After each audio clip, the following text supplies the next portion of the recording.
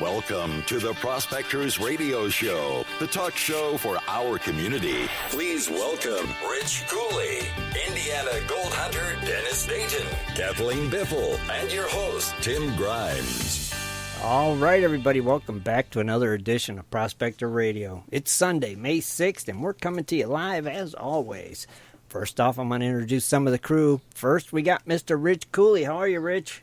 Pretty good. How's everyone tonight? Doing good, man. You have a good week, good weekend? Oh, it was all right. I worked around the house and getting honey-do list stuff done. Getting it done so you could go dredging, right? That's right. See? That way I get everything finished and I'm ready to roll. Then there's nothing that you can have to worry about. You're good to go. It's like, nope, that's already right. done. And then you're pretty much. And you're set, ready. You're just waiting on the day, ain't you? The only thing I got to do yet is I'm actually going to bench test my motor again. Mm-hmm. Because when I changed the oil and had it running last time, I actually drained all the gas out of it. Mm-hmm. What I did was took the bolt out of the bottom of the bowl. All right. Well, I actually had a drain plug there. I just drained the gas out of it, turned the gas on, drained all the gas out of the tank. Right. And then buttoned it back up. But what I want to do now is I'm going to bench test it just like I did before. Basically, I'll take a sawhorse, lay 2 boards across of it, mm-hmm. pick my whole motor assembly up, set it on top, and take 4 screws with washers and screw it down to the boards and then screw the boards to the sawhorse. Okay. And then basically I take a big trash can, set it underneath, and shove both hoses down in, fill it up with water. And fire in the hole. And you're ready. Okay, have you ran it with that new carburetor only once, right? Yeah, only once. That's why I want to go ahead and run it again just to make sure everything's good to go before I load it out there and just to be on the safe side. Okay, cool. Then you'll be ready, right? Yep, and I'll be ready. Oh, awesome. I know you're itching too, ain't you? Oh, I am. I'm ready to get out there. And then tonight on Cooley's Corner, we are going to have a guest for Cooley's Corner, Lou Atwell, and we're going to talk a little bit about different types of weights, belts for diving, and we're also going to talk about your flags. Oh, dive flags, you mean? Yep, dive or down flags. Oh, that'll be cool. Another interesting topic. Talk a bit about that. Interesting. That's something you haven't covered before, so kind of that is correct. Look forward to that. That'll be nice. Awesome, buddy. Yeah, it'll be pretty interesting. Heck yeah. Well, good. We're gonna have a guest with you too, so pretty cool. Well, I can't wait for that segment. It's gonna be great. Rich, thank you for being here, brother, as always. Thanks for having me. Oh, our pleasure. Also joining us, we got our very own Miss Kathleen Biffle. How are you, Kathleen? Hey, everyone. Hey, how are you? Tired? Oh, it was a really good weekend. Well, even though it was raining yesterday. Oh, it rained? It rained there yesterday? I was dredging in the rain. Oh, well, share a little bit of your fun time with us.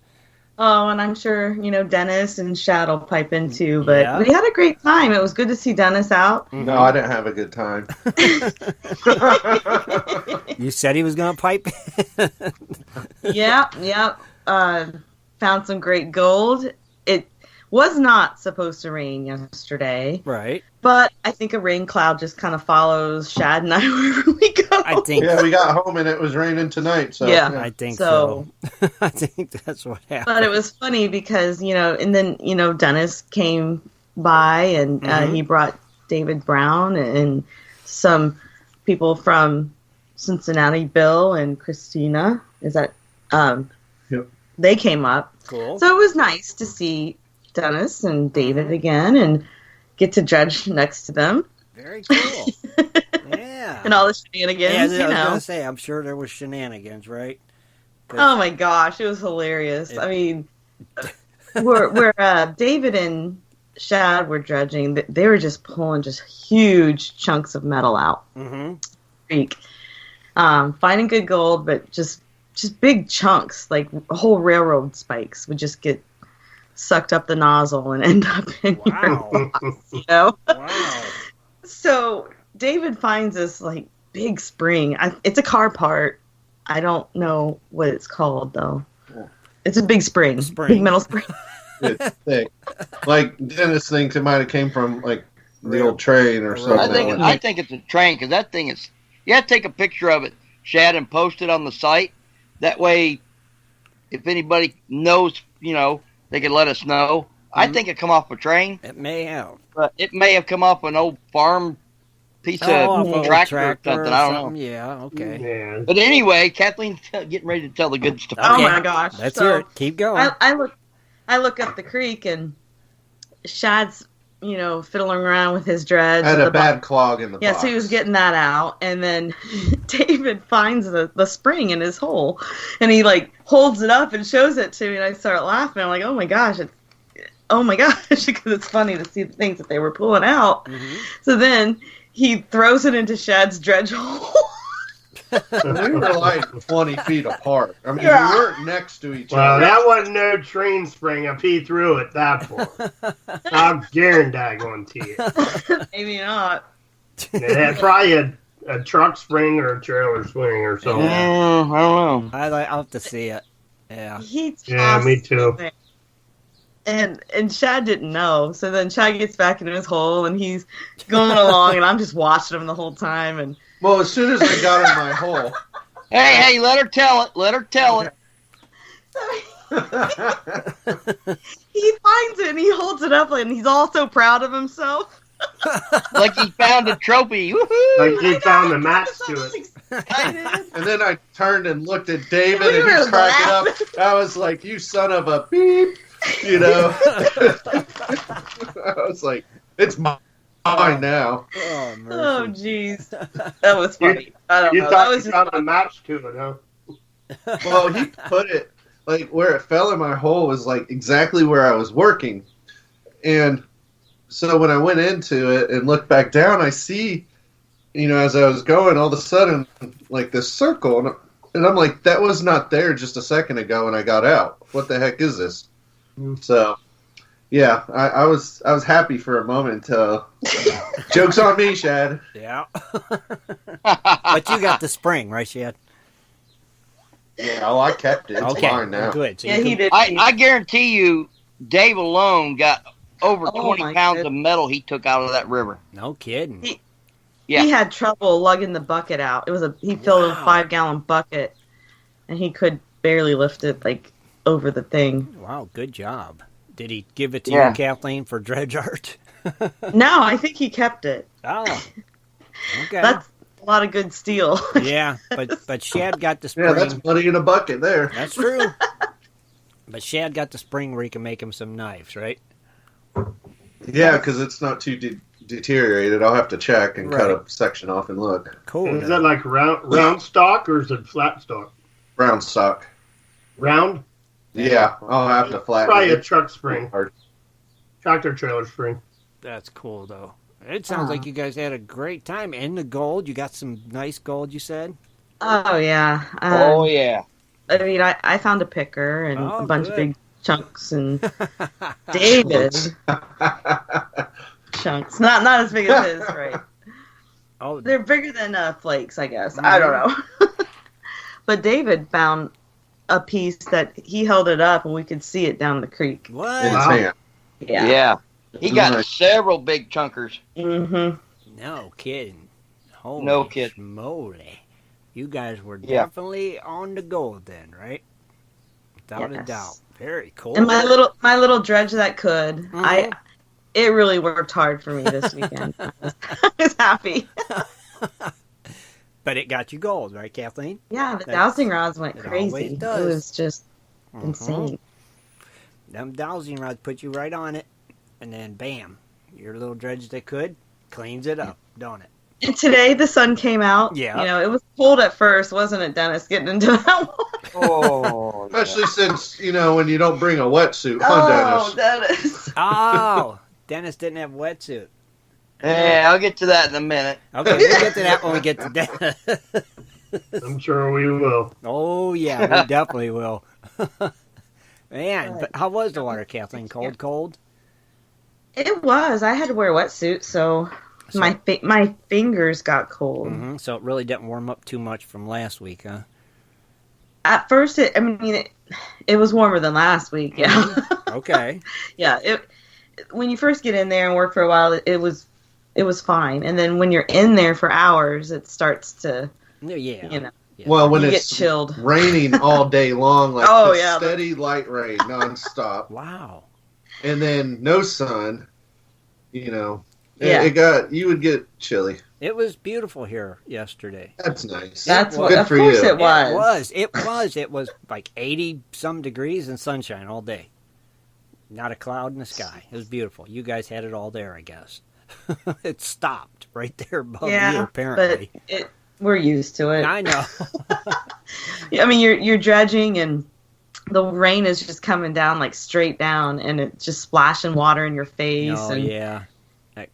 There's a picture of me. I posted it on, I think, our official page, Facebook page. Yeah. And it's all like gray, and it's pouring down rain when he took that picture. Okay. And then the next day, it's beautiful. And then you see, I took the picture of David and Shad in the same hole. Mm-hmm. Oh, did we tell that story yet? Yeah, we did. Did you? Sure. Not on air. Oh, wait, this is a different one, yeah. No, you didn't tell that one. Let me tell the story. Okay. We're touching nozzles. Want to let Shad tell that one? Kathleen, want to introduce him? Okay. All right, we'll let Shad tell that. Are you done with your intro, Kathleen? I am. It's good to be here. Well, thanks for being here again, Kathleen. I'm glad you had a good time, and you sound very, very happy. And that's what we like, hearing Kathleen with that happy tone. Good job, Kathleen. Thanks for being here. All right. Also joining us, we got the other half of the Biffles, Mr. Shad Biffle. How are you, Shad? Good, and I like when Kathleen has a happy tone as well. She sounds very happy, and I am happy. she went dredging and got some gold. Good stress reliever. It is. It's perfect for her. So how was your day of dredging, my friend? Well, besides everyone picking on me, it was good. Darn. But no, to tell the story that Kathleen started was while I was dredging, I was about 4 feet down, and I hit this thick layer of sand, but I was long arming it, so I really couldn't see. I'm holding the dredge nozzle by the hose. Okay. And all of a sudden, it just sinks right down hard. And next thing, I feel everything just kind of collapsing and filling in on me. Mm-hmm. And I could not pull it free at all. I mean, it was buried. Wow. Because of that layer of sand I didn't know was down there that deep. It was very odd. Right. So luckily, I yelled at David, and I was like, hey, can you bring your dredge nozzle over? I need you to help get this material out so I can, free my hose. Mm-hmm. So he walked over and, started sucking up all the sand around my nozzle. And it took a while. I mean, it took probably a good 10 minutes. No kidding. That's how much material was there before we was able to pull it out. So, man. Of course, Kathleen had to walk over and take a little picture, laughing because we're in the same hole. You guys were sharing a dredge hole. Nozzles. I just couldn't help myself. Sharing a dredge hole, bumping nozzles. Yeah. Yeah. Well, thankfully, he was able to free my nozzle. But yeah, no, that's what happened. But it was crazy because you had layers of really hard packed gravel and boulders, and then out of nowhere was this thick layer of sand. At least you got it out. That kind of stunk when it happened. But. Yeah, well, at least you got it out. That's the main thing. And you you had fun doing it, apparently. Oh yeah, you gotta make fun of it. Oh, you do, right? When something like that happens, you gotta have fun with it, or what's the sense? It's like Rich and his orifice. Yep. Gotta have fun with it. That's always fun, isn't it? Yeah. We will never let that die, Rich. No, that's right. Ever. Yeah. No, it was a good trip, even in the rain. I mean, it was kind of funny after yesterday of working out in the creek, and we're eating dinner as it was getting dark, and it's nothing like leaving all our firewood out, and it was just soaked. Oh, bummer. But and nobody in the whole area we were at had firewood for sale. I know. We all, Wow. a couple of us looked different places at different times and couldn't find nothing. But I was able to get it lit without using gasoline. You the man. But I got it. So the rest of the night. Did you guys hear that? Without using gasoline. Yeah. So the rest of the night we sat around that fire in the rain for a few hours. Now, how was your It take? just rained on us. How was your take, Shad? How did you do? Did you do as good as Kathleen and David? No, I did not beat nowhere. David blew probably all of us out of the water. Oh, God, yeah. As well as my nozzle. He did really well. Kathleen definitely got some bigger pieces than I did. I had a lot of nice flakes and fines. It added up nicely. Nice. But yeah, Kathleen got some nice pieces this time. Good job, guys. So yeah, she did very well. Little dredge that could. My little dredge that could. It's definitely going to help, right? The tally. I mean, that you guys lost out on the past couple months. It's, we got a lot of catching up to do. But So this is a good start. 2 weeks in a row, you've done pretty darn good. And Yeah. this week looks like you did better than last week. Oh, definitely. So that's. I mean, if you could keep it that rate, you'll make up. Now, did you guys go to a different spot down there, or did you hit the same place? I hit the same hole from last weekend. Nice. I worked a little. Well, I worked a little bit from last time, but I was having a heck of a time with stuff. It was so loose, the area I was working, so I could not keep going down, getting deeper. It just all kept.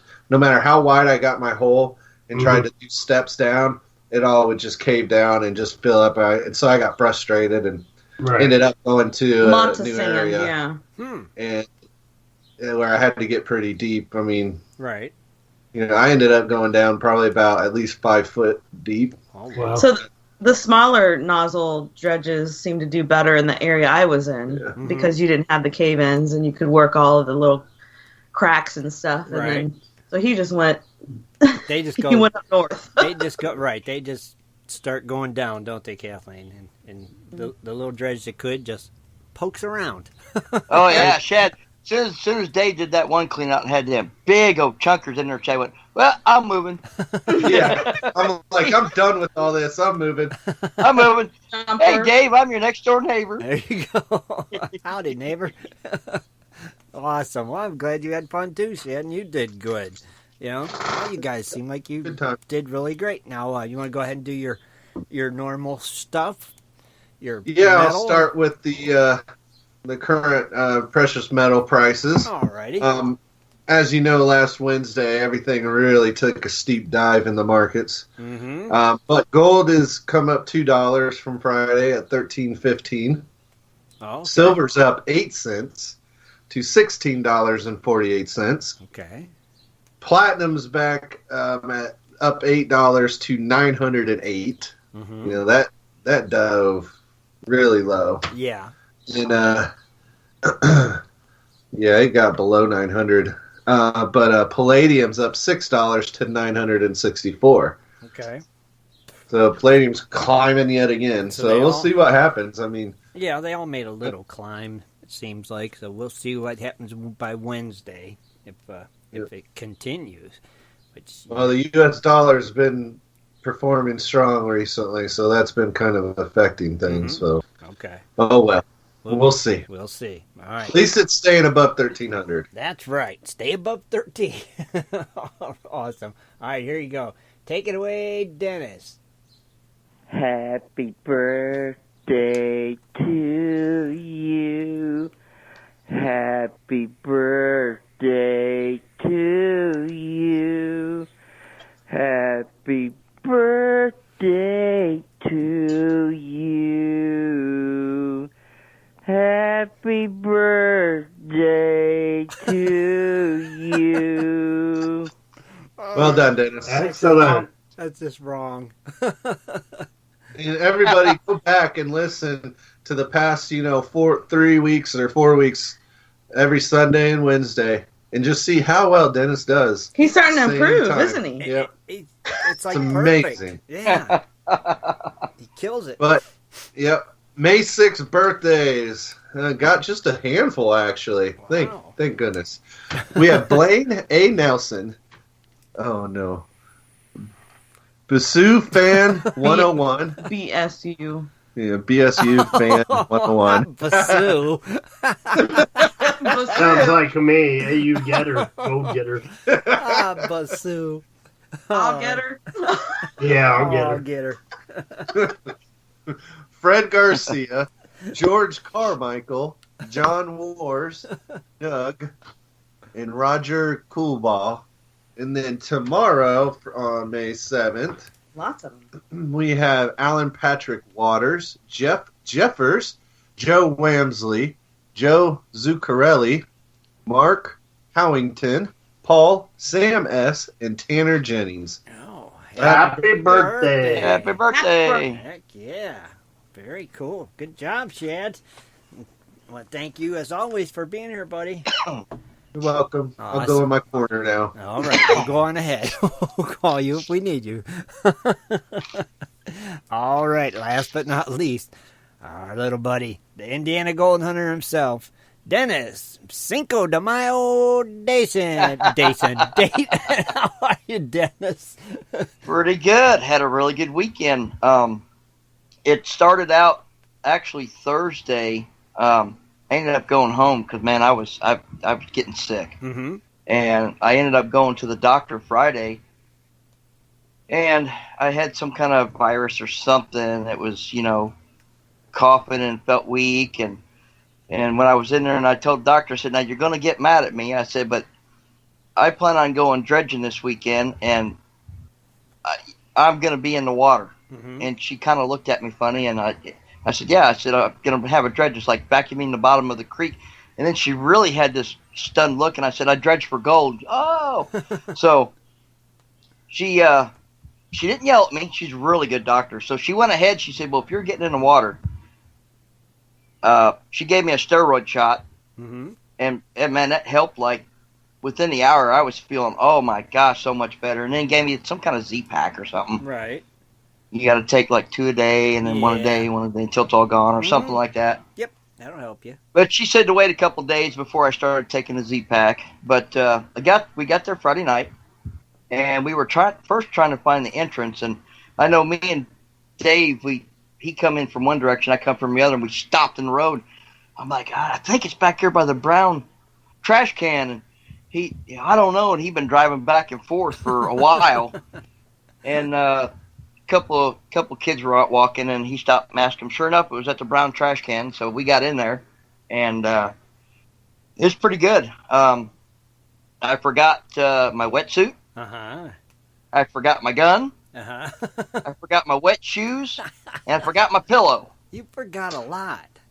Yes, I was sick. I wasn't feeling good. I was in a hurry. Mm-hmm. Did you take your trailer? Yeah. Yeah, I thought you usually had all that stuff in your trailer, your wetsuit and all that, but you don't keep it in there no more? Well, I didn't have it in my trailer. I mean, because I got the new man cave next door, so. Oh, yeah, okay. So I don't know, but I'm gonna have it organized now. Mm-hmm. And but I was there, and I actually got to do some cooking for everybody. Oh, cool. I brought some the morel mushrooms, mm-hmm. and fried up my mushrooms gosh. for everybody. I And can taste them. You like them, Kathleen? Oh my gosh! They're Yes. yeah, we had that. Was that Saturday night? Yeah. Yeah, in the rain. We were eating in the rain. Nice. Yeah. Had that. Then I fried up some steaks, and then of course found some really good gold. And Sunday morning got up, and I had duck eggs and sausage and jowl bacon from the pig that I had processed. So I cooked breakfast. Man. And yeah, and I even had some pork chops that we didn't have time to. I was going to cook them before we left, but Mm-hmm. we ran out of time, so I sent them home with Dave. Man, you was. But huh? I said, man, you was a cooking machine. Yeah, it was delicious. Good job, Dan. He said he Yep. could cook, so. I can cook. He can. I can. And the duck eggs. Oh my gosh! I want those. They're really rich. I've never had to me, duck they eggs. taste better than. Oh yeah, they're better than chicken eggs. Are they? Just think about making deviled eggs with those things. What, they got a bigger yolk or? That would be so Yeah, good. they're bigger, and then it's like more. It's not a yellow. It's kind of a yellowish orange. It looks more richer. Uh-huh. Rich. And they're just good? Oh, Really? very good, very good. Okay. I'll have to see if I can But get some. got in the creek. I first started out with running the. Of course, I had my dredge down there, but I had my little Gold Hog Mini, Mm-hmm. and of course, it didn't have the wetsuit. So I thought, I'm just gonna. The water was cold. It was a little bit rainy, Mm-hmm. so I started shoveling into that. Trying to mess with the. Getting around the rocks, and then I seen a couple clean outs. So okay, no, I'm getting on my dredge. So I had to go through the painful process of getting in the water. And it's not too bad until you get up to your waist. Yeah. Till it hits your orifice. And then It it's all hit on. my orifice, and let me tell you what, I was screaming. We heard him screaming like a girl. It was actually funny when he got to that depth. Mm-hmm. And then watching him, what he was doing, trying to ease into it. Oh, and then Chris Dyer's son Oh, mercy. looked over. Yeah, and but I got some. I mean, nothing like what Dave got, because I mean, he killed it. Mm-hmm. He got some junkies, man. Yeah, I'd like to see a picture of what Dave got. Sounds like I got a picture. I'll send. Well, here in a minute, I'll send it to you on Okay. Messenger. But man, Okay. it was I wanna big. See. Yeah. I'm actually up right now. I'm uploading a video of the weekend. Okay. But the nice thing about it is I left my trailer down there because I'm going back next weekend. You left your trailer. Did you lock Oh, it? yeah. You lock it? Oh, or- it's locked. It's Okay. locked. Yep, Okay. all locked up. Tongue's locked up. Everything's locked up. Well, it's at Bill's. Oh, okay. Then So it's, I got it right behind his house. okay. Then it's okay then. Yeah. The only thing I got to bring is a pillow and my gun And you're good. because that really. I mean, Bill And the come down wetsuit. Tell and my everybody, wetsuit. tell everybody Bill- what happened there, Dennis. Yeah. We were at the campfire, and Shad and Kathleen and Dave were sitting in the chairs. Their back was to the open field, Mhm. and I was standing up, and I saw a silhouette come walking, and I would say the edge of the field is probably, 30, 40 feet from where we were at, Yeah. Yeah. Yep. and I saw a silhouette move, and I thought, what the heck? And it started to move again, and I pointed. I looked at Chad, and I pointed, and he said, what? And I pointed again. And he turned around and looked, and then they saw the silhouette walk. It was almost directly behind Shad's camper, Mhm. and there was a bunch of trees right there. Finally, Dave I don't know if it was Shad or Dave turned their light on, Mhm. and he hollered, turn that light off, or whatever it was, and Shad hollered, can I help you? And he mumbled something, and we couldn't understand him, but when we was talking to Bill, I guess in that area, I guess the meth guys that are on meth around that area is getting really bad now. Oh, jeez. Yeah, because that's what they're doing. They're going around like early in the morning stealing, and I can't remember if he said they were when they were stealing, they were putting things either behind that old store that used to be there or the church, Mm-hmm. and then someone would come in like at a certain time a little bit later on in the morning and pick up anything that was set back there. Oh, wow. Yeah, so the meth heads are really bad in that area. So Just be careful. all I can tell you is if you go out there, don't leave anything out. Yeah. And don't go And alone. make sure you're packing. Don't go alone. Yeah, maybe. No, do not go alone. That's not cool, though. Man, This was at 3 in the morning, too. 3:00 in the morning, and had This we was not, like 9. yeah, Yeah. had we not still been up, I believe he would have come into camp. Yeah, because somebody's out at 3 in the morning, they're up to something. I mean, and they're walking through the woods at a campsite. Come on. Well, and they're on the other side of the field. I mean, there's only, I think, 2 homes back in there. Man. All Yeah, the other way homes. back there, too, yeah. Yeah, Yeah, that's crazy. Yes, just So- be careful down there if you go. Yeah, Until be they get really, that really under careful. control. That's craziness, man. Yeah, you just gotta watch. You just never know, I guess, nowadays, do you?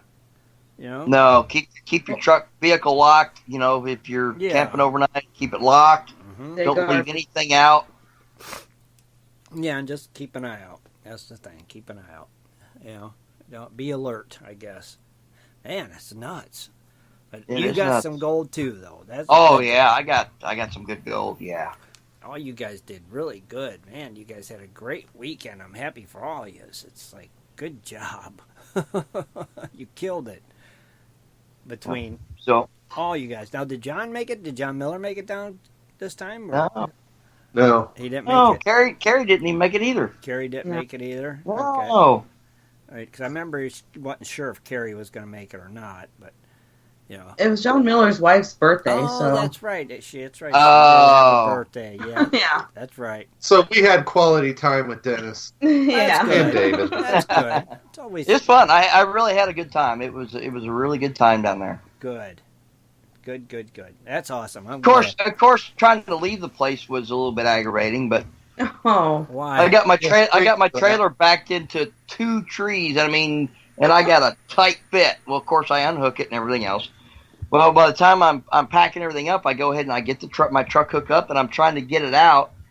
And on the driver's side, the fender kept touching that tree, and it took me like, oh man, at least 30 minutes to get that thing wiggled out of there. Well, I finally get it out. The old outhouse, that old wooden outhouse is sitting on a trailer. Yeah. I crushed the fender on the other side of my trailer on the tongue. Oh my gosh. You were not having a good day, huh? Hey, I've been to back for you. Yeah, it tore it off. It tore the front part of it. I probably could use an oversized washer to get it back on or something, but man, it's got a nice little dent in it, and the ground was soft and muddy. Oh, it was. Oh yeah, all the rain. You said you got. Mm-hmm. I finally had to back up my trailer and get a run at it, and I was even in 4-wheel drive because I didn't want to rut it up. Right. So yeah, it was. It was a good weekend. It was just a bad trying to get out of there. Right, a little tough. Yeah, to say the least. To say the least, huh? A little tough. But you went and you conquered. I conquered, and I left my trailer, and I'm going back again. You the man. Awesome. Cool, brother. I'm glad you had fun. You got some gold. Everything went good. Except for you had a cold orifice. But other than that, you were fine. Yes, I did. A cold orifice and a full belly. Yeah, and a full belly. You cooked a mean meal. So now you still got to cook for me. I still got to try your cooking. Now, that'd be no problem. Well, you got to come out prospecting with us, Tim. I'm gonna. I promise. Soon, very soon. I put my floats on my dredge today. I got my straps all put on there, and just gotta. What? We just got to figure out when that one time a year it is, though, you're coming out. You sound like my wife. That's the crap she's giving me. It's like, really? I hear this enough from Dennis and them. I don't need to hear it from you, too. Like I said, I worked on my dredge. I got the floats all strapped on. I did my straps a little different than yours, Shad. What I did is, that strapping that plumbers use to like strap copper pipes to walls and stuff, like Unistrap. It's got 50 billion holes in it. That's what I used, and it worked perfect. Bolted it on one side, pulled it over nice and snug, put the bolt in on the other side, and the little bungee hook things that were on there, the D-rings. Took them off? I put them on the outside. That way it'd give me tie points for my rope if I have to tie off. I said, I'll just put them on each one and on the outside edge, and it'd give me multiple places to tie a rope to. But it works perfect. They are not budging. It's like, yeah. We'll see whenever you come to the creek. You will see very soon. Mark my word. I will be. And technically, you did get out 2 times last year. No, I got. Oh, he did? 2. Yeah, there was 2. I got out more than There was 2. I went more than that. I just didn't get the prospect. Mm-hmm. Right, because I went to the FOSIC, the OSPA Memorial Day thing, the Gold Rush, and those 3 times I didn't prospect because I remember. And whose fault's that? The show. Hey, you can wash your car 100 times, and it doesn't mean you're going anywhere. Well, no, I don't. I wash it when I wash And it you when can I'm. stand around and talk all night around the fire, but when it's daytime, you're supposed to be prospecting. Yeah. I wash the car when I'm not going nowhere. That way it stays clean. He has fans. He has more fans than we do. That's no excuse. Oh, Hollywood. He is. I just gotta spread the word. That's what I'm just trying to. He's got to keep that car nice and shiny so when his fans see him, Yeah. I'm just trying to. It's all about image for Tim. He actually has a smolder, but we haven't seen it yet. We're gonna have to get it.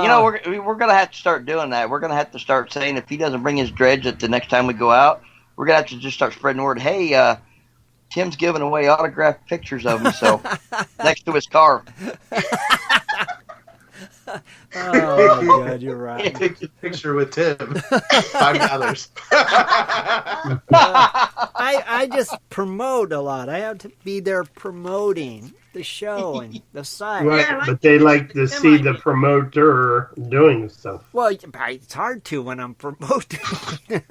I can't promote from a dredge hole. I got to be there being like Dennis, social butterfly in it. And it's like, okay, I'll flutter around here and spread the word. I'm going. I'm planning on going You know what? soon. We're getting a sign for you where it says, be back in 30 minutes or so. I'm out prospecting. Oh, that's a good idea. Yeah. Could do one of them. Throw a sign up. Yeah. In a dredge hole. Back in an hour. Actually, it wouldn't say I'm out prospecting. I'm out washing my car. Be back in 3 hours. Oh, you guys are rotten. But you took your car in Saturday. You had your car serviced, didn't Yeah. you? Yep. They had to do the service thing for the, you got to make sure you do it the way they want it done when it's leased. So it's like, Yeah, big bucks. Yep. yeah, it's like, really? It's like, I don't need a new cabin filter. If I do, I'll buy one at the auto parts store. Wait until they make you do the air conditioning, and then it's like $1,000. I never did do it on my other car that I leased, and I don't play. I ain't doing it at that price. No way. I'll say I took it to a local guy, and he did it for me. I bet you when you took that in to have it serviced, they said, "Did you just buy this car?" No, they always say, "You don't want a car wash, do you?" And I'm like, "No, I don't." They're like, "I didn't think so." No, because it's always clean when it goes in for service. I can't help it. What's wrong with me? I'm mental, I guess. I don't know. But I'm going. That's why I got my dredge all pretty and it's looking good. It's ready.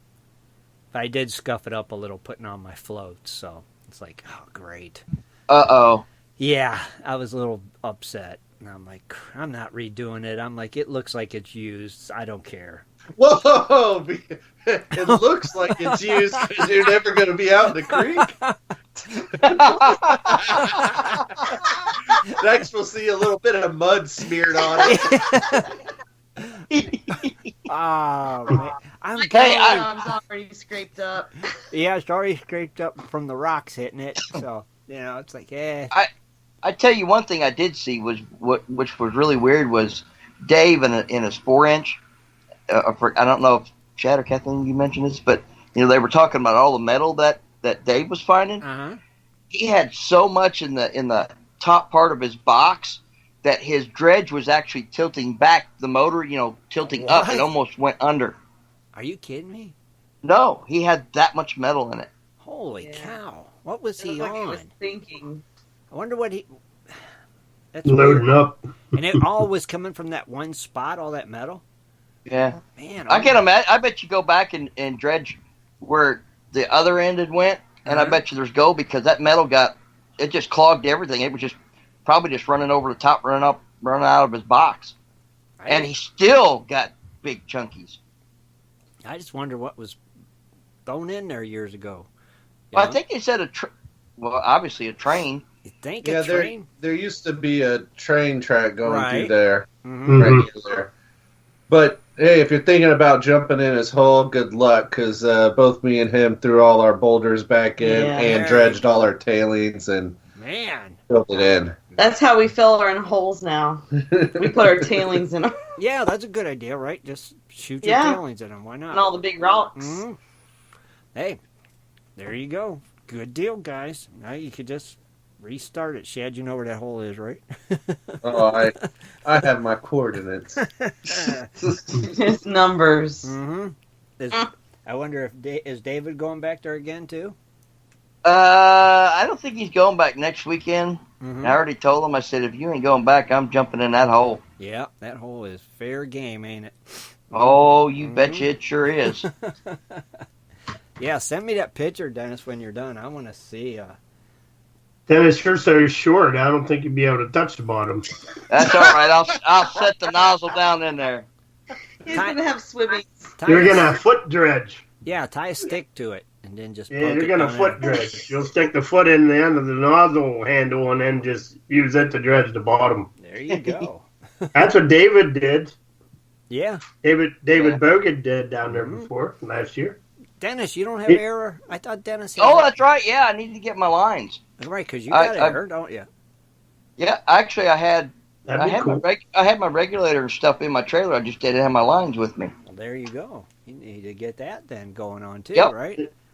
And Rich, you got air on yours too, don't you, Rich? No. Oh, No. I thought you had air on yours too. No, I got to get that done. I don't know if I'll do that this year or This not. year or next year, right? You're not sure when, but Yeah. you're going to make it happen, ain't you? Yeah. You will have air, I presume. You're like, Hopefully next year, yeah. It's not in the budget this year. I got you, but next year. Awesome. Yeah, hopefully. Well, Dennis, I'm glad you had a good time too, buddy. You got your Snapple trivia question before we go to a break? Oh yeah, let me get it out here real quick. All We'll right. do the we'll do one or two. All right. See here.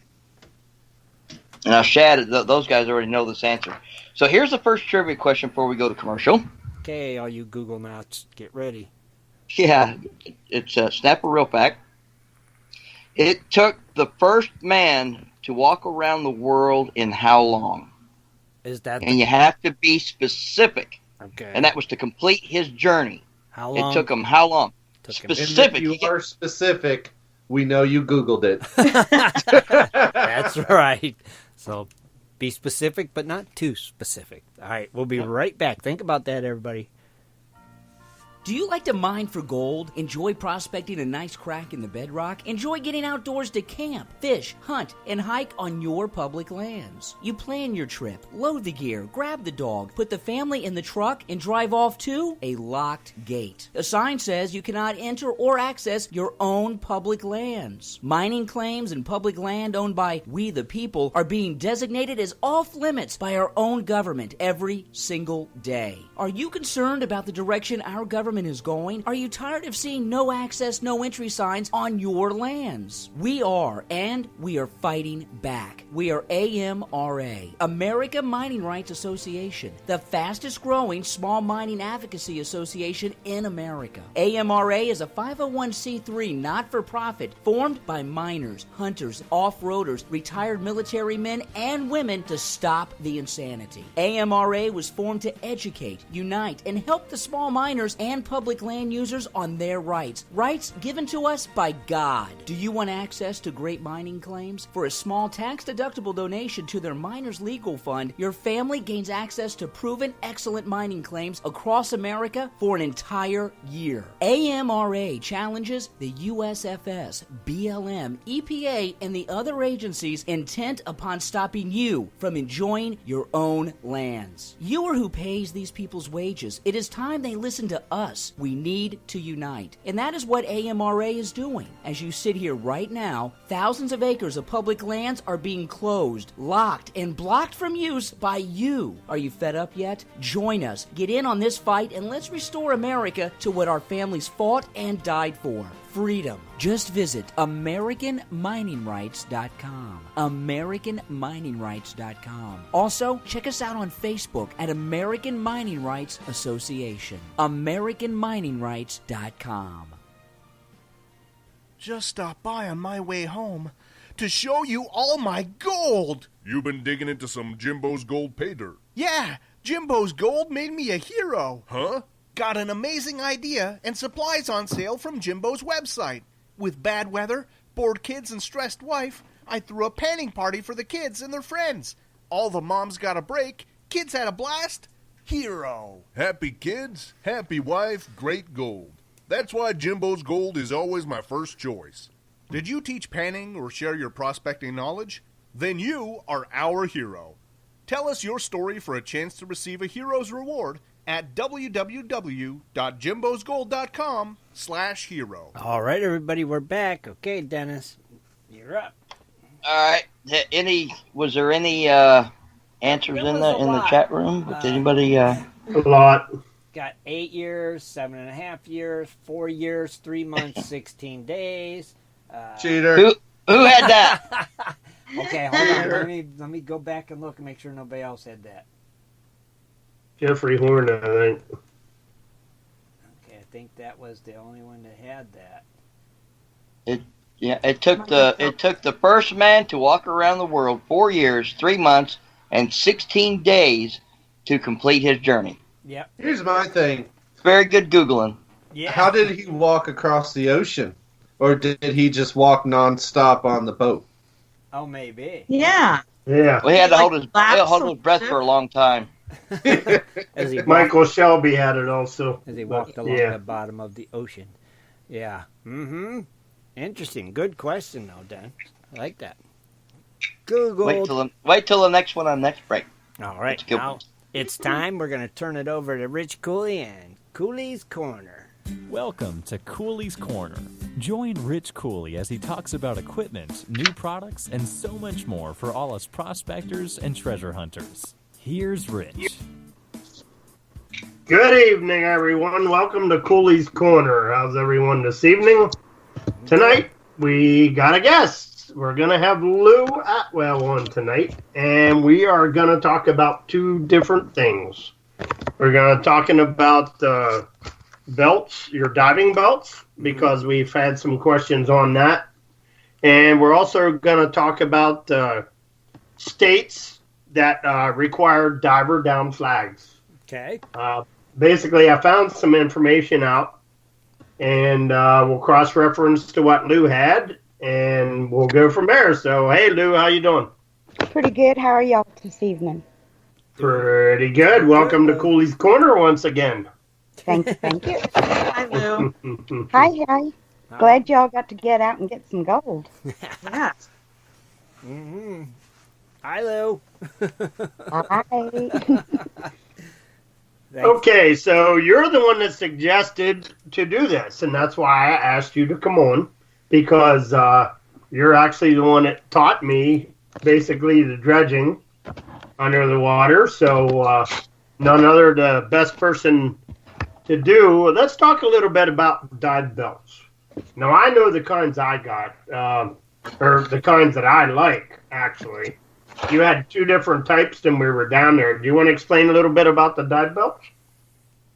Well, basically, we use, for the most part, the nylon webbing 2-inch belt. And most of them come with that latch-style stainless steel buckle. Mm-hmm. Then we also use a dive belt with the harnesses, or, I don't know what, suspenders? That is correct, yeah. Suspenders. It helps distribute the weight, depending on the type of weight you use, and we'll talk about that in a few. Right. Do you know about... Now, do they also call them quick release, right? Right. The reason being is, and I don't know how many people have actually dove. I think a lot of people do long arm. Mm-hmm. Mm-hmm. But let me backtrack. If you're going to dive, one, put your air on first. And the reason they've got those quick releases is because if you're down there and your motor stops, of course your air's going to stop. And you need to get to the top pretty quick. Even in just a few feet of water, you still need to get up pretty quick. Because those little tanks they send with those hookahs, they have maybe 2 breaths and then time to breathe. So the quick release is the best thing to do. And we didn't spend a lot of time on the releasing of the weights, dropping your weights, because there were a lot of people around you. So we were pretty sure if anything went astray, we could jump on it. Right. But for those of you who are going to dive alone, this is so important. When you get your hookah set up and your weight, put your mask on always first, because if you've got 30, 40, 50 pounds of weights around your waist and you trip on a rock and fall backwards without air and you're not real familiar with how to quick release out of them weights, you could be in a serious problem. So we always tell people that are going to especially dive alone, when you get your new hookah system and you decide you're going to dive, don't even touch the nozzle. Go down on your knees and practice that quick release at least, 5-6 times minimum. Then lay on your belly and practice trying to quick release off of that. And then lay on your back, because that's usually where you hit panic, is if you're on your back. If you do a turtle and you get on a rock, you want to be able to get to the top. Robert will even tell you, when he was first diving, he pulled a panic, and the first thing he did was pull off his mask. And he had all his weights around him. And he dives with 45 pounds of weights. Mm-hmm. So. Yeah, that's what you don't do. That's the first thing you do not do, is take your mask off. Right. But if you practice that quick release on that weight belt, even if you're wearing 15 pounds of weight, it doesn't matter.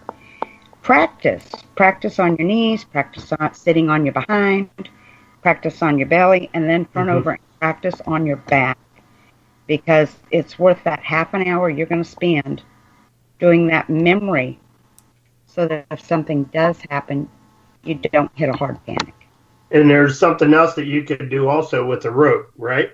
Attach it to your weight belt. That way you can pull it back up. Yeah, if you're in heavy water, having a tether line to your weights, because if you drop your weights, then you got to go back down and find them. Mm-hmm. We've had some people lose weight belts out in the river before, so. Mm-hmm. And plus, if somebody's around there also and sees something going on, all they can actually try to either pull you up, but that might heed you from unhooking, though, too.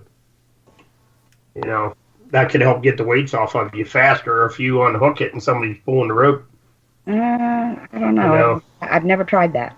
Right. I might give it a shot just to see what happens. Right. Another thing people kind of do is they'll take their hookah airline and they'll run it underneath their weights. Well, you really have to be comfortable with that, or else when you drop those weights, it could pull your mask. Right. So we don't recommend that a lot. You just try to keep your air hose out of your way, basically, Right. Run it up behind you, but don't loop it around your weight belt. Because if you to drop those weights, that mask is going with it. Right. That's not good. What size of weights do they have, Lou? Do they make like 10, 20, or? Actually, they even start at 1 pound weights. I have something called bullet weights, and they're coated. But when you're short-waisted like I am, most of those weights are hitting you in uncomfortable areas. Mm-hmm.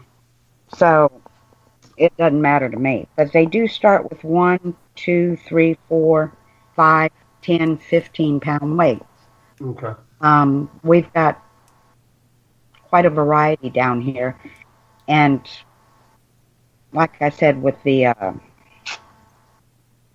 suspender straps, you can distribute the weight. But if you have to drop weights, you really need some experience, because you're tied up into that. Right, and that's why you should practice with it, especially getting your arms out of them and stuff like that also. Right. Now, your heavier weights are going to be mostly your hard lead weights. Mm-hmm. But they do make soft, I call them BB weights. They're lead shot, and they're in little beanie bags, and you can use those. But I don't like to put them into a vest or anything, because again, if you have to surface, even if you're only in, say, 6 feet of water, and you have surface, trying to get that extra weight off can be difficult. Right. Safety first. Now, also, I've seen people that do ankle weights also. Do you suggest that or not? Because you really can't get them off in a hurry. You know, if somebody's going to be diving out in an ocean or treasure diving or something, maybe. Well, let's go back to, like, how much weight does somebody need? You know, there's a lot of factors. Right. Body weight. Some people can get in the water naturally and sink like a rock. Others couldn't sink if you tied the Titanic to them. So it depends on their weight, their body composition, and the buoyancy of everything else they've got on. During the summer, I don't wear a wetsuit. I dive in jeans and a t-shirt. But Robert will dive in his Farmer John 7 mil with a jacket and a hood and dive boots and gloves. That's a lot of buoyancy to add on. Yeah. So he's even thinking about punching up to 60 pounds because sometimes... I think he's using, 50 now, isn't he? I think he was 45, but he was having trouble in current. So if you're in a strong current, you need more weight. If you're in a nice little meandering creek, you don't need as much weight. If you're not going to wear a wetsuit, not as much weight. A lot of people will Google this information and say, oh, they only say about 15 pounds. Well, for scuba diving and stuff, these people aren't trying to sit on the bottom of the river. You know, they're trying to stay just below surface. So they don't need as much weight. But anytime you want to sit down on the bottom and get all that goodie, you need some serious weight to stay down. Right. I know somebody suggested before, and you just talked about that a little bit. Somebody suggested like not really weightlifting belts, but it's like a vest that has like bags or weights in them. You know, there's no way that you can get that off real quick. You know, somebody suggested that before and said, that's a cheap weight belt. Well, yeah, but it's not safe because, like you said, you know, safety first. You gotta think about stuff like that. I mean, they say you can drown in a teaspoon of water, so, you know, take it under advisement. If you're very experienced, maybe you could pull off a dive vest with weights. It's not something, after 7 years of almost full-time dredging, we did it for 5 years. I mean, that's how we earned our living. I wouldn't still to this day do it. Right. It's just too uncomfortable. Too many things can go wrong. Now, if you're right, go ahead.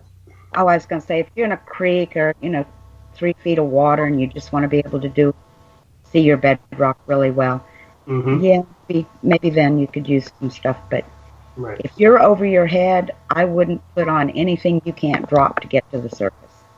What would you say would be like the cheapest way to be able to get that? Because, if you order that stuff and they go to ship it, that's pretty expensive.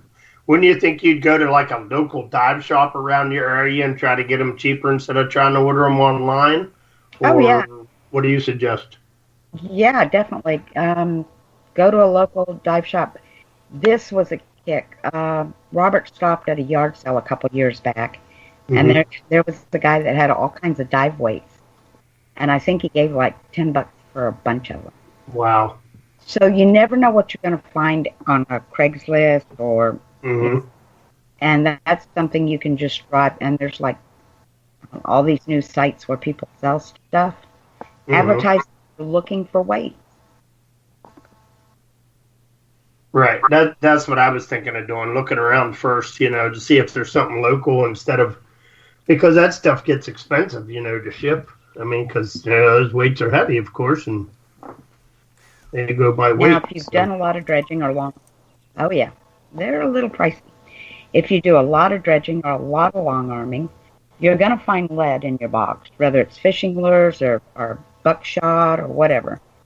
You can buy a mold. I've seen them on eBay. I've seen them on dive shop sites.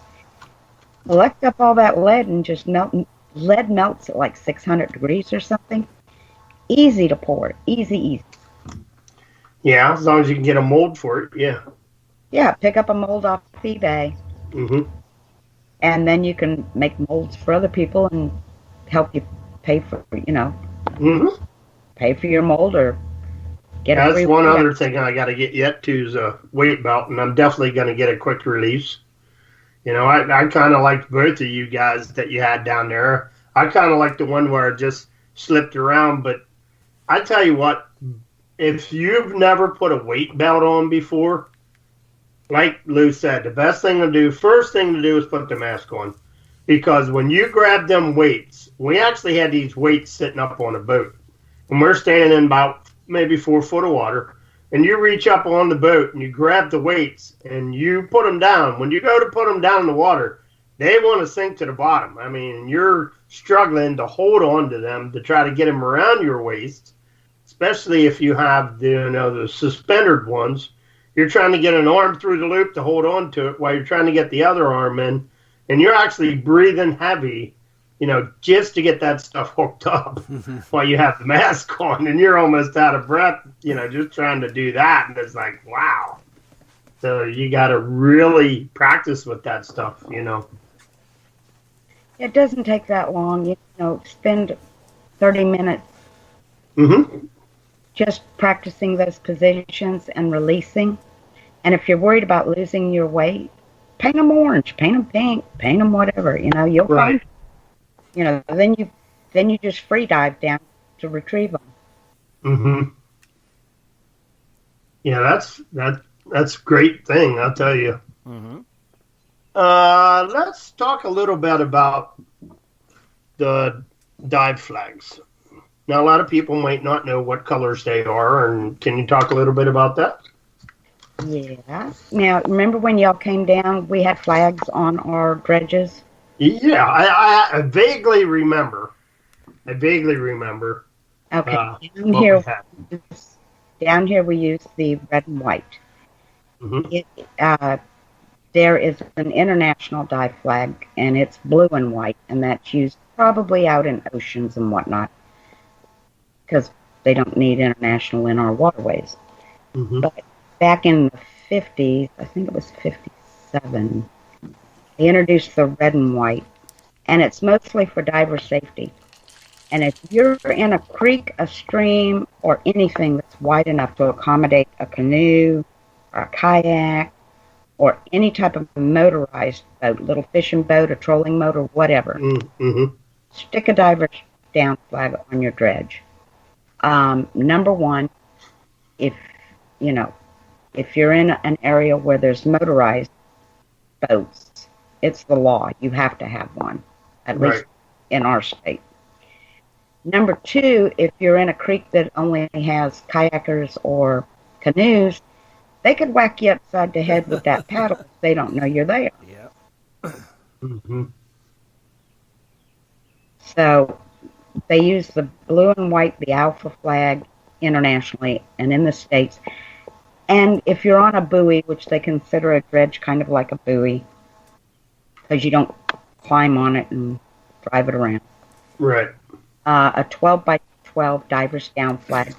Buy the one with it's red with a white stripe going through it, and there's a little man that looks like he's holding a spear gun. That'll let everybody know that there is a diver there. Mm-hmm. And that way you won't get whacked up on the head with a paddle or some kid tossing rocks unless they're just mean or whatever. Right. And the one article that I found, it said most states require the use of traditional diver down flag, but some require only the alpha flag, which the alpha flag is the blue one. And some require both. So it depends on what state you're in. So yeah, check your laws. But if you're in a creek that anything can go floating down, especially motorized, because I think some states it's only if it's motorized. I don't know. I just know what Alabama has. Right. But check. The flags are, I think, about $15 on eBay. They're nothing. And they must either be square or rectangle, red and white diagonal stripe, correct? Correct. And they do make them up to like 2 foot by 2 foot, but usually they use those on boats with divers down. They make a little 12 by 12 that flies high and proud right off your hookah. The air filter thing at the top attaches straight on it, no biggie. It also says they cannot be displayed in an area that would obstruct boat traffic or creates a hazard to navigation on the river, inlet, or channels, except in case of emergency. So, I think so they don't want them in the traffic. You got to be off to the side instead of in the middle, or on a wide enough waterway to where they can go around you easily. Correct. But that's it. That's all I know about belts, weights, and diver flags. I just think it's a good idea to use those flags for safety reasons. I'm a firm believer in safety first. Oh, definitely. Now, okay, anybody got any questions? Lou, do you suggest that anybody who's never dove before to take some kind of a course, maybe, even if it's just like a refresher course, just something? Depends on where you're going to be diving. I mean, if you're going to be in 3-4 feet of water, probably not. I think you could probably use a good amount of common sense. Right. And I'll give you an example. Everybody down here, I wasn't with everybody, but you put on the mask and you just stick your head in the water and get used to that. Learn your equipment, and then that's what I did. Yeah, sure. And then we ask you to float around a little bit, do a little bit like you're snorkeling, and get comfortable with it, because that's going to be the main thing. Right. You just don't want to stick a mask on somebody in 45 pounds of weight and drop them in 6 feet of water. Right, but it was kind of like a lesson. I mean, had you not taught us, who knows what we would have done. That's why I say I wonder if it's maybe not a bad idea for some people that don't have somebody to tell them like you taught us, just to go and maybe even go and talk to a dive shop or something like that. See if they offer a small course, just something. That way you're not going out there blind, not having a clue, and do things wrong. Like you said, put the belt on and not the mask, and something happened. I mean, things like that. It's like, I just wonder if maybe it's something they should consider. Because we had the Lou to teach us. So and Robert, but you go to a scuba shop though, and they're going to put you on tank care. Yeah, and it's very pricey. Okay. You're better off to contact one of your local chapters and find somebody who does dive. That's a good idea. And ask them, say, look, can I, can you teach me? Can I try it? Yeah. Can I watch you can I pay you a few bucks and let you show me? Yeah. And I'm sure there's instructional videos. But the best thing you can ever do, irregardless whether you're with somebody who's dove or it's two people who've never dove, take it slow, start shallow, and don't do it by yourself. Have a buddy system. Yeah, that makes sense. And if you do have a buddy there, they can help you put your weight belt on too. That's what Ron said in the chat room. So makes sense. You use them. Oh, Ron's in the chat room. Hi, Ron. And it makes sense. Like Ron said again, start off in water that you can stand up in and be out of the water. Yes. That's a good starting spot right there.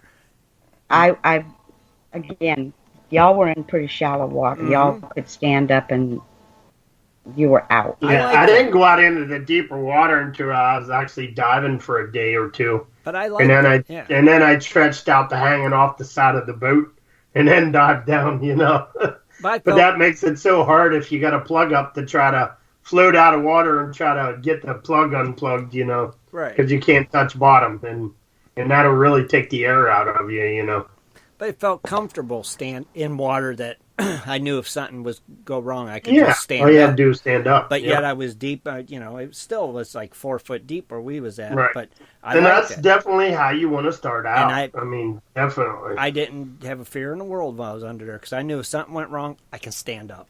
I'm fine. And I liked that. That was the way. Some of the guys that said in the room, refresher course on scuba. Yeah, if you're planning on doing some deep diving and you're planning on being in a creek or stream that's got a high volume of discharge, so the current's going to be strong, yeah, I would pay the bucks no matter what it cost, and I'd go through a scuba school. Well, I got you on here, Lou. Why don't we talk a little bit about diving masks? Because I know what you prefer, and I want you to tell everybody why you prefer it and what style you like and the reason why. Yeah. Well, I had started out, of course, with the one that goes straight in your mouth, the regulator with the mouthpiece. And I got jaw fatigue and my ears were hurting, and so I threw that out pretty quick and bought one of those $99 off eBay. Silicone. Yeah. Well, that didn't work out so good. They don't feel good. They're okay for a while. But if you're down 5 or 6 feet and you're constantly having to come up to get the water out, forget it. It's more trouble than it's worth. So I didn't like mouth breathing. And because your lungs dry out anyway, they'll dry out twice as fast if you're mouth breathing underwater. Because you're breathing in a lot of dry air. It's usually hot out. And don't even think about it. And you can dehydrate under the water. A lot of people don't think about that either. Yeah, I didn't even think about that. Oh, yeah, think about it. But we brought plenty of water with us down there anyway, so I mean... Right. But you have your mouth open and you are directly breathing in that air from the surface. And it's normally warm and dry out, even though you're on a creek. So, So anyway, I hated mouth breathing. I wanted to breathe through my nose. So I started investigating masks. And they were pretty darn pricey. They were $800 to $1,000. Well, I found this one called a Mantis. OTS had it. Ocean Technology Systems, I think is what their name is. But the Mantis mask, got that puppy in, and it was heaven. It seals well. It's got a large viewing range, so you can almost look peripherally at things coming at you. And I could nose breathe. I could probably sit under there and chew gum if I wanted and just breathe normal. It's $100. It's the best investment I've ever made. Yeah, I loved it. I loved that mask. That was awesome. If you do happen to buy a regulator that has a mouthpiece on, now all you do is pop them off, and then you get a full face mask, and you can put that regulator inside your full face mask, correct? Correct. Okay. If you buy a used mask and regulator, and it's set up for tank air, there's a way that they can be adjusted. Don't do it yourself, but you can. You don't have to just throw that regulator to the side. You can take it to a dive shop, and they change something, I forget what it is, and they can turn it over into a hookah system. Oh, okay. So they can. Yes, they can. Most of them that I've heard of, you can. So maybe Ron, or I don't know if Robert's in the room. Well,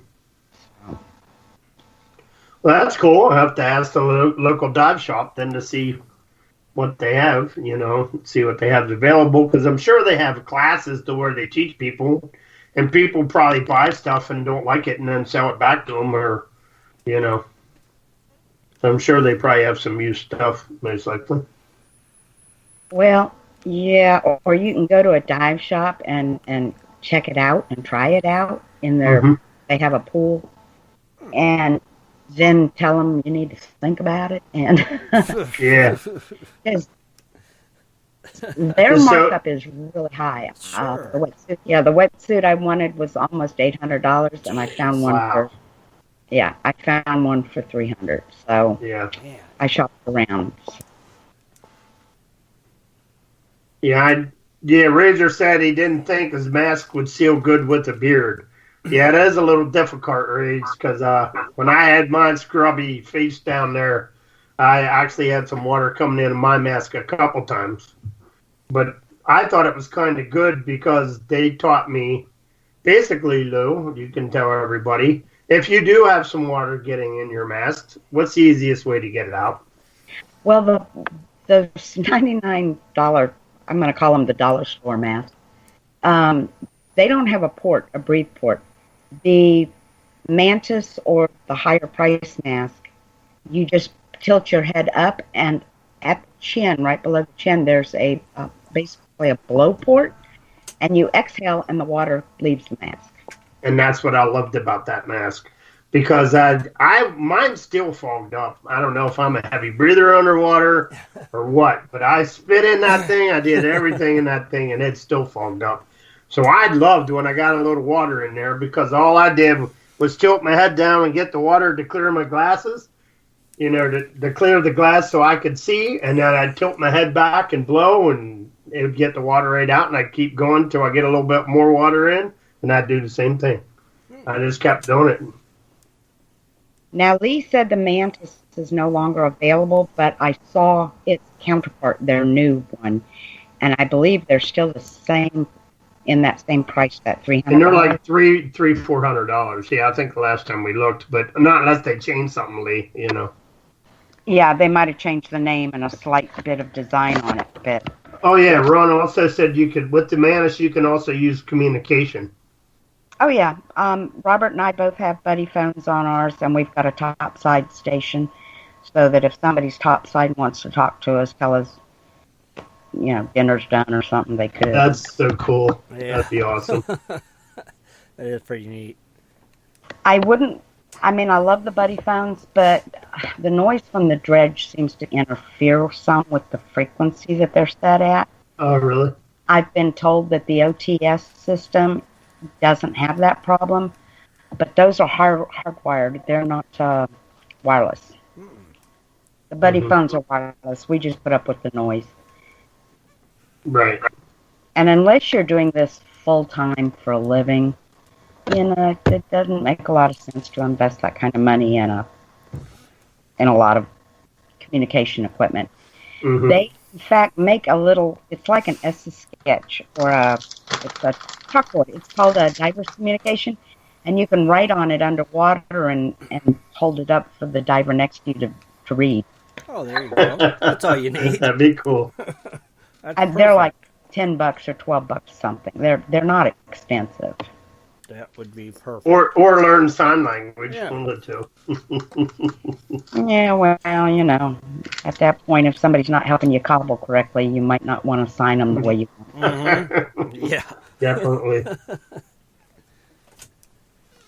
But that's it. I don't know what else info I can pass on. This is just World According to Lou. It's not always right. That's very cool. Right. Well, I appreciate you coming on, Lou, and thanks for your information. Yes. Yeah, good information, Lou. Thank you, Lou. Well, thanks, Lou. It was nice talking to y'all again, and good luck on your next outing, because it sounds like y'all are hitting the big time. They are on the gold, Lou. On the gold.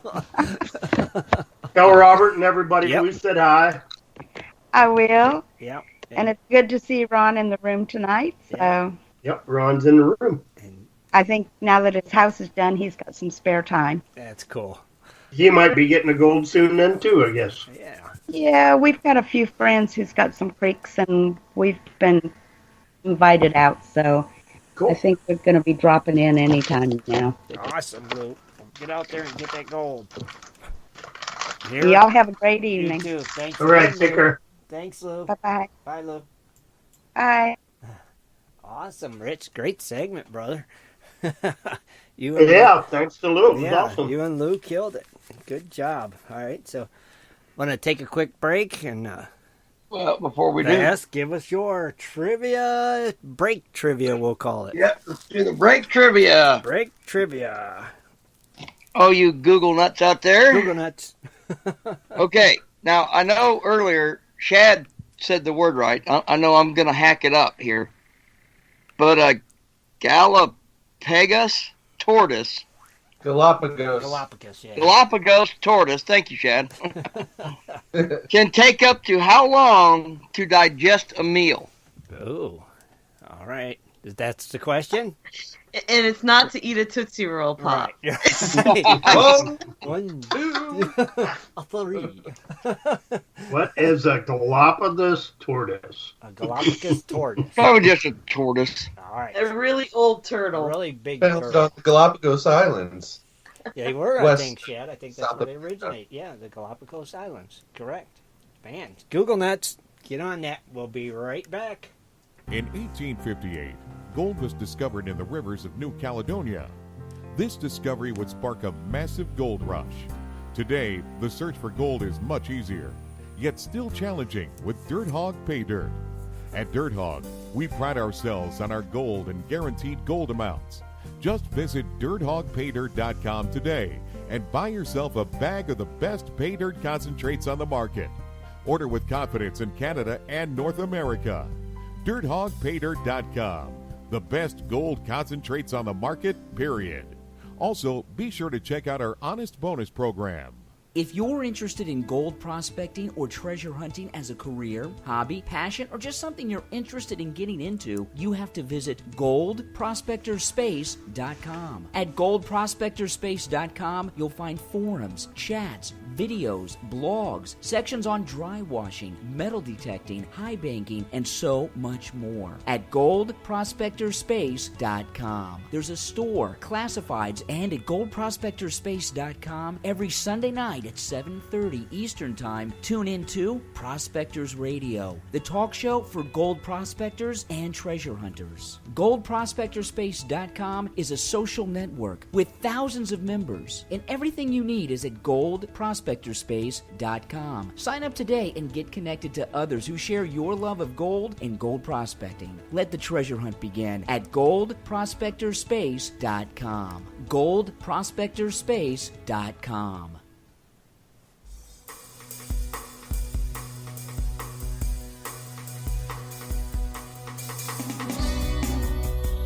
You're listening to Prospectors Radio, bringing you 2 hours of information and commentary on the fascinating world of gold prospecting and treasure hunting.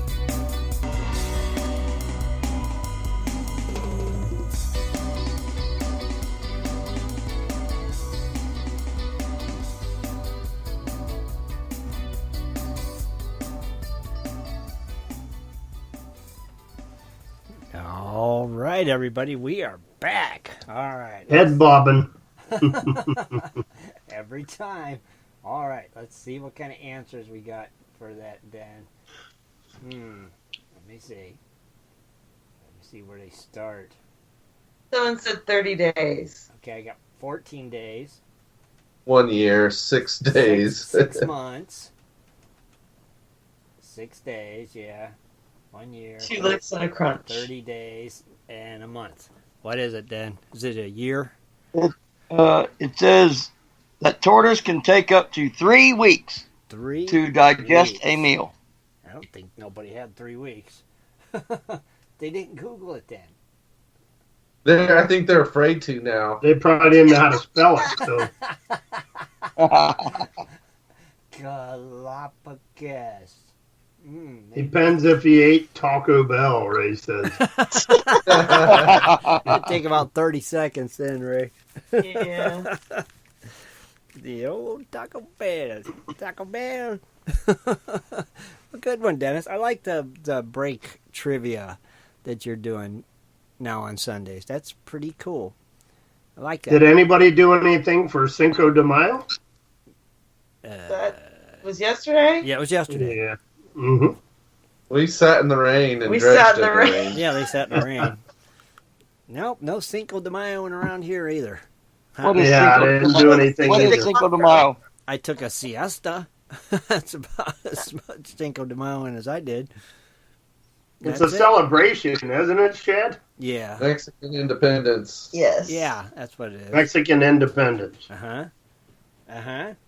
So basically, everybody usually goes out to eat, drinks, stuff like that. Yeah, I think so. Celebrate it. Mm-hmm. My coworkers in Arizona get the day off. Do they really? I don't, but they do. They got off for Cinco de Mayo. Really? Yeah, they did. Wow. Well, they get off for every holiday down there, don't they? I guess. Even the Hallmark holidays, the ones that are made up ones. Strange. What, in Arizona? No, I don't know. Oh, I thought they did. I thought they got off for like every weird holiday. Interesting. I don't know. Oh, Michael ate at the Mexican restaurants. I guess that counts. Yeah. That counts. All right. I don't know if anybody's noticed, but we posted a new monthly giveaway over on GPS. So if you haven't checked that out, click the giveaway tab. Check it out. It's this month we're giving away a gold ram. It's called. Is from SpikeStrikeSluices.com. And so go on there, check it out. Check out all the details of it and stuff. It's a new product. So see what you think of that. Enter the giveaway. Easy peasy. What, Kathleen?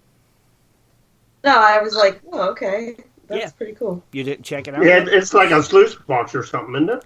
Yeah, it's kind of like a sluice box. I didn't actually read it. I just actually seen. Yeah, check it out. It's Spike Strike Sluices, Prospecting Supply is the website. Mm-hmm. So check that out. And the night of the giveaway, we're going to have him on as a guest the night we do the giveaway.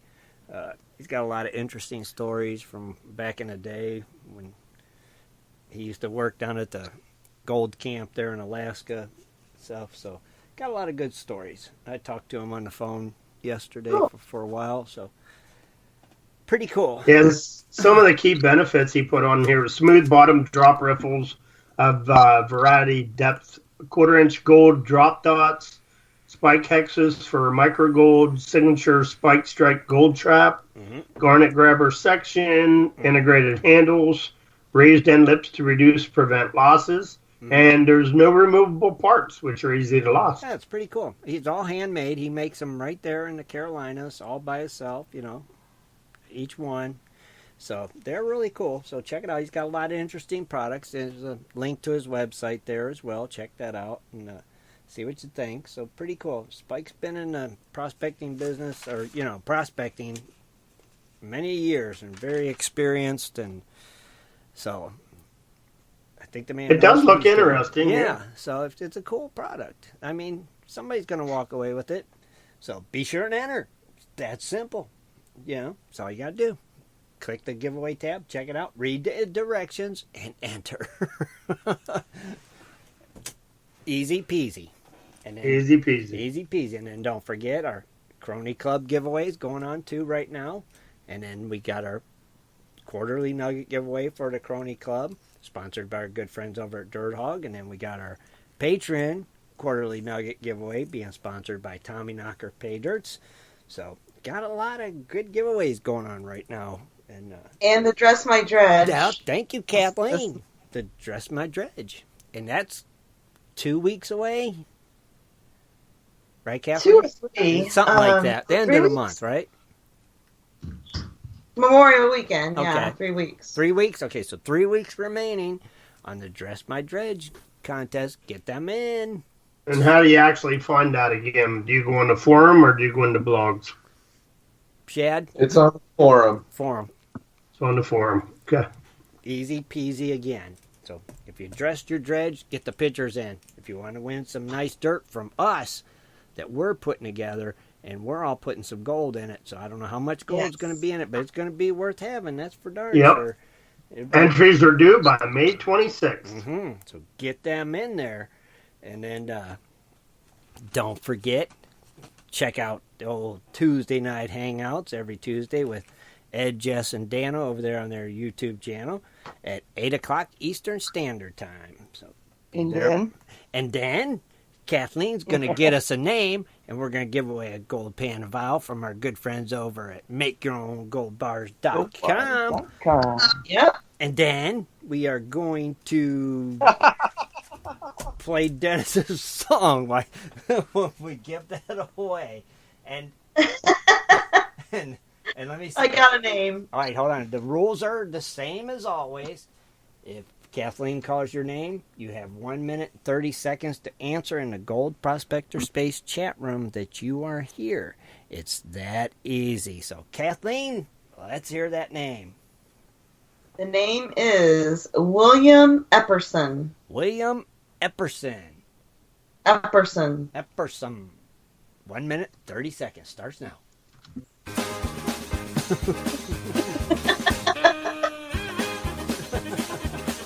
Oh, no, we forgot to film you this weekend. Oh, no, you didn't. You didn't get any film of him, Kathleen? Just not like what we were going to do. You get some. You got to get it. You'll get it. William Epperson. William Epperson, if you're here in your chat room.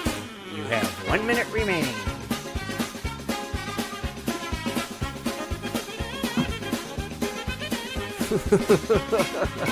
I'm just picturing Dennis running around. I love this song. We should have filmed you when you're trying to get your trailer out. Yeah. See, that would have worked. Oh, that would have worked. And we could have sped it up. Why he's tearing fenders off and taking him 30 tries. Yeah, that would have went good with this. It would have. That would have been perfect. 20 seconds remaining, William.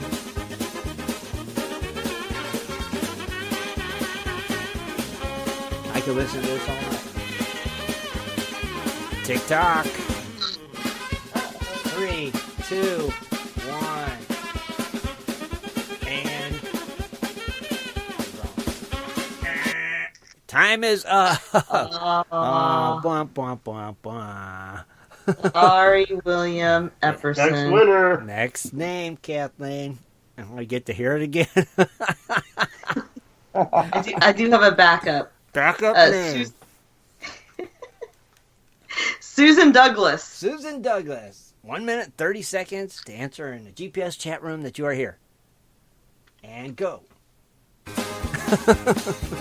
Susan Douglas. If you're here, say you're here in the chat room. What's her name again? Susan Douglas. Susan Douglas.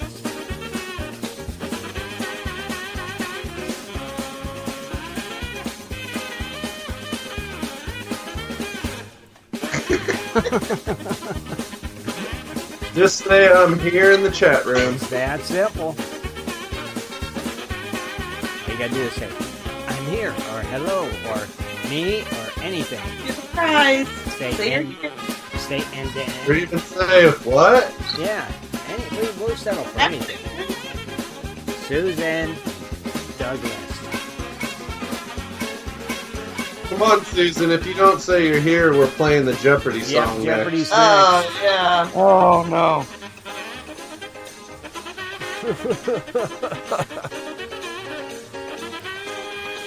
Uh-oh. Yeah, oh, wait, she's there here. she is. Dun, dun, dun. Thank you, Susan. I think with the Jeopardy thing, you made her answer. I think I know. so. She hates it too, probably. I think so. Susan Douglas. Rich is going to send you a side chat. Look for it up top above all the members online thing.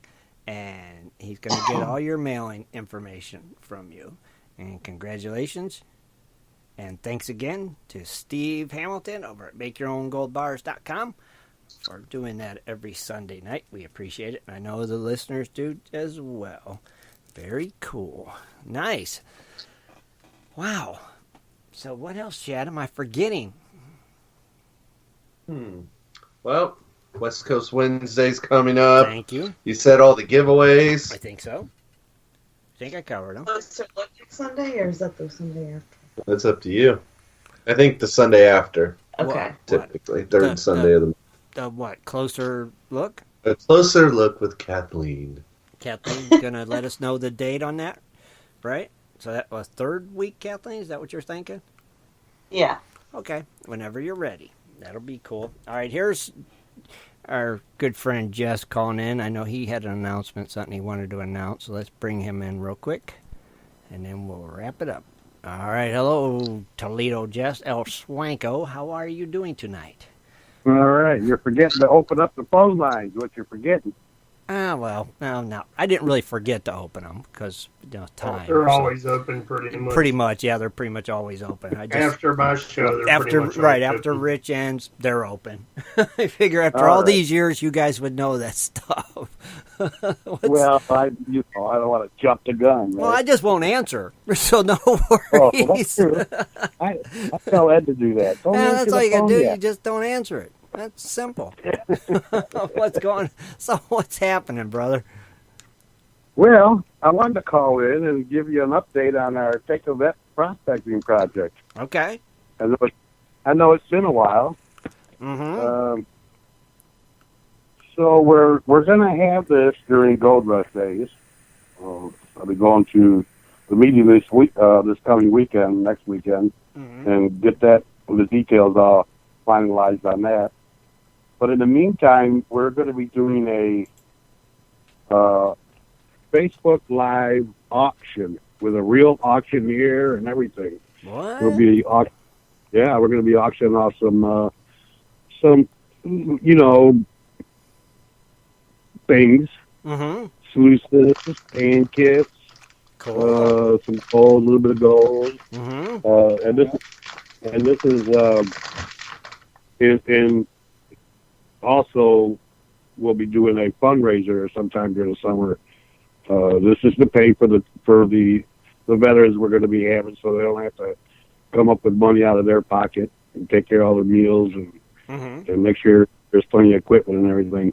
Right. But the first thing we're going to be doing, and this is going to be coming up soon, and I'll be posting it all over the places. We're going to be the guy that's doing our auction is going to do a mineral auction. He's got big pieces of different stuff for making jewelry and polishing stones, things like fire agates, cut slabs from tiger eye. He's got a bunch of Potofsky stones, just a lot of different stones for making jewelry, cutting slabs, and this and stuff like that. Mm-hmm. So now this won't be for the vets. It's just to help him get going on this. This is new to him also. Okay. He's starting live auctions, on Facebook, which is kind of cool. He's done a few, and he seems to be doing pretty good. Okay. But this is going to be strictly nothing but minerals. And then when he does our auction, it'll be all mining equipment and mining-related stuff. Now, when's he doing your auction? When is he doing our auction? Yes, for correct. The vets? We don't have a date yet. Okay. But there'll be like about 2 weeks notice when we're ready to do that. Then I'll start posting it and get back with you again. Okay. And all the money, his time and everything is going to be donated to the vets. So everything 100% goes to the vet project. Is that going to be like a PayPal thing or something? Correct. Yeah, it'll be all online. He's a pretty funny dude, If anybody's ever been to an auction, some auctioneers are kind of boring and really hard to understand. He's funny and hard to understand. Mm-hmm. So, gotcha. But it's fun. I always have a blast at his auctions.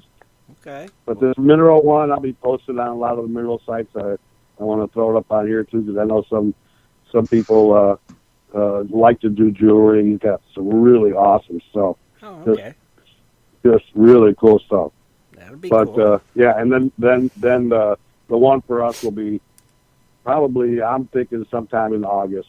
Sometime in August? Okay. Well, we'll kind of start watching for it around then, but you'll let us know. Oh yeah, I'll definitely let you know. Okay, as soon as you I think Ed was wanting to call in too. Oh, to tell us the same thing. No. Oh. No. Something about the show. So something about what? I mentioned about Tuesday's show. Oh, okay, gotcha.